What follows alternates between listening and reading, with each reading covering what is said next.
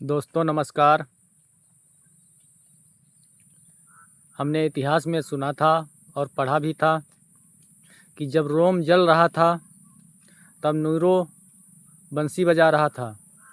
और ये इतिहास के पन्नों में हमने पढ़ा है, लेकिन आज ये हकीकत हो रहा है।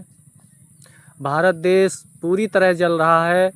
देश के नौजवान आज सड़क पर हैं, संसद के गलियारे तक हैं, गांव की गली में भी घूम रहे हैं। लेकिन इस देश के महापुरुष और महामानव दोनों गायब हैं।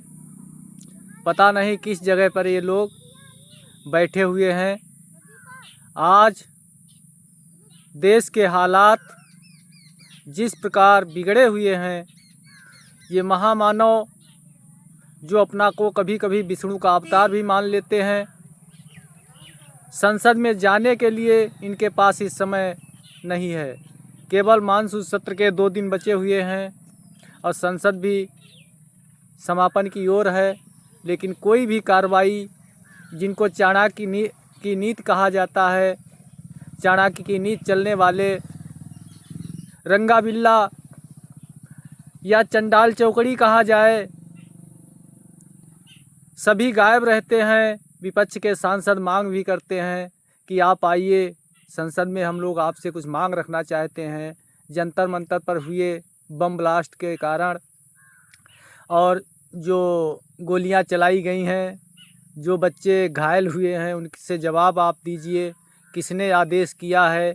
पुलिस प्रशासन के कमिश्नर ने दिया है या हमारे चाणक्य के पद चिन्ह पर चलने वाले ये रंगाबिल्ला, इन्होंने आदेश दिया? क्यों गृह मंत्रालय रंगाबिल्लाओं के हाथ में है और महामानव तो इस समय चुप हैं, पता नहीं किस समाधि में बैठे हुए हैं, परमात्मा का भजन कर रहे हैं। तमाम तरीके से भेष बदलना जानते हैं, विदेशों का दौरा करना जानते हैं, लेकिन 15 लाख रुपए खाते में देने के लिए ये लोग भूल गए। तमाम तरीके से 2 करोड़ नौकरी हर साल देने के लिए वादा किया था, वो भी महामानव जी विदेश चले जाते हैं, वहाँ से नौकरी भी लेकर नहीं आ पाते हैं। दोस्तों, कहने का भाव ये है कि संसद का मानसूत्र चला है, लगभग 1 महीना हो जाएगा, लेकिन जितना धन खर्च हुआ है इसकी भरपाई कौन करेगा? जनता के टैक्स से जो पैसा इकट्ठा होता है, उस पैसे में ऐसे आग लगेगी कि मानसून सत्र में महामानव नहीं पहुँचेंगे,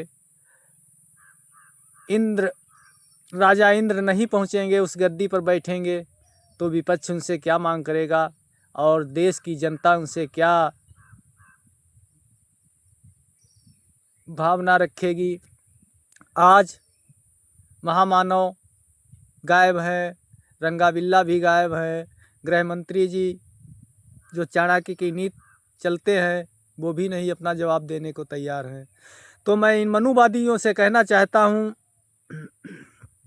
कि मनु स्मृति से देश न चलाओ। भारत के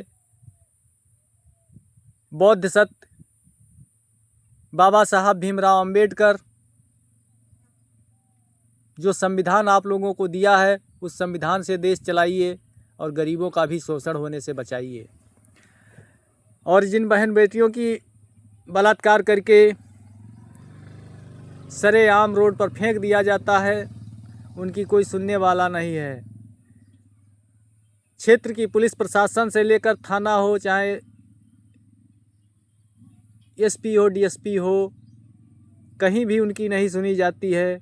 तो मैं धृतराष्ट्र से यही कहना चाहता हूँ कि जिसे महामानव आप लोग मानते हैं, देश में अवतार मानते हैं, वो अवतार लोग ऐसा आदेश बनाएं कि गरीबों का शोषण होने से बचे।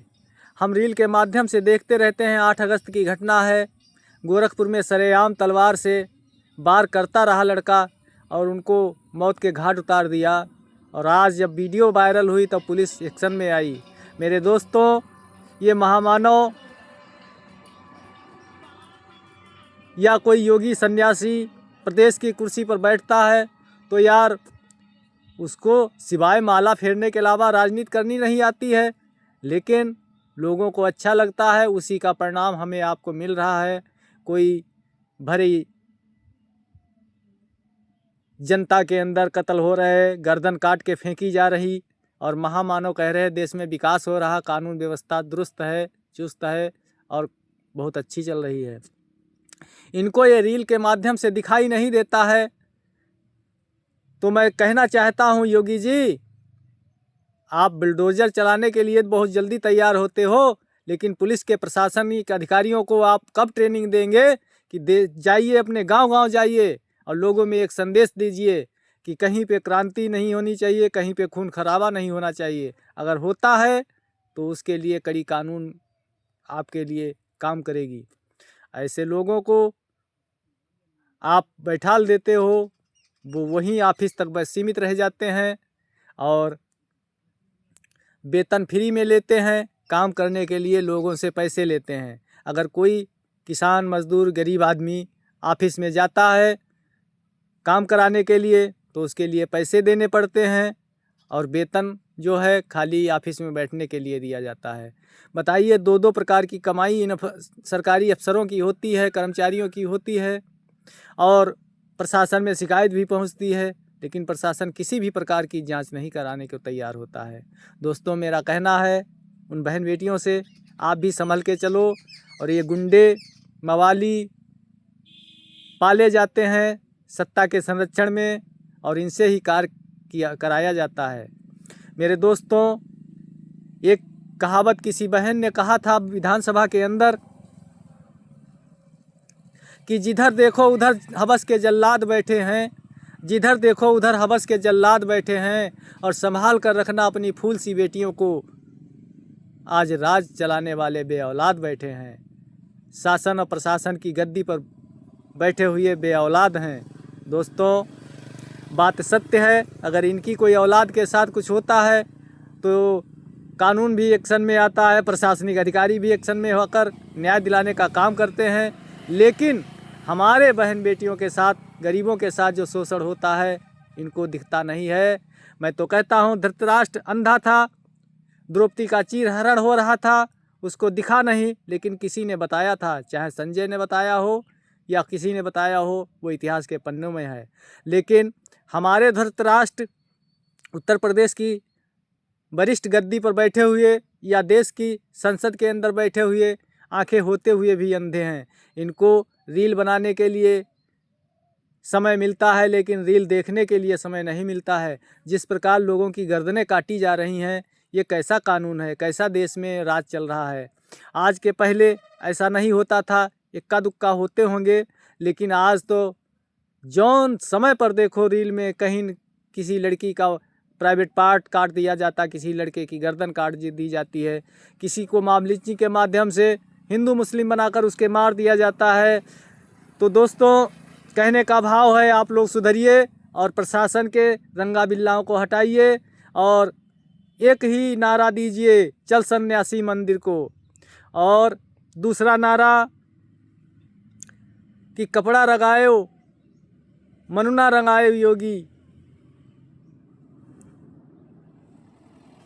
देह रंगायो कपड़ा रंगायो मनुना रंगायो योगी जी। धन्यवाद दोस्तों। जय भीम, नमो बुद्धाय, जय भारत, जय संविधान, जय समाजवाद।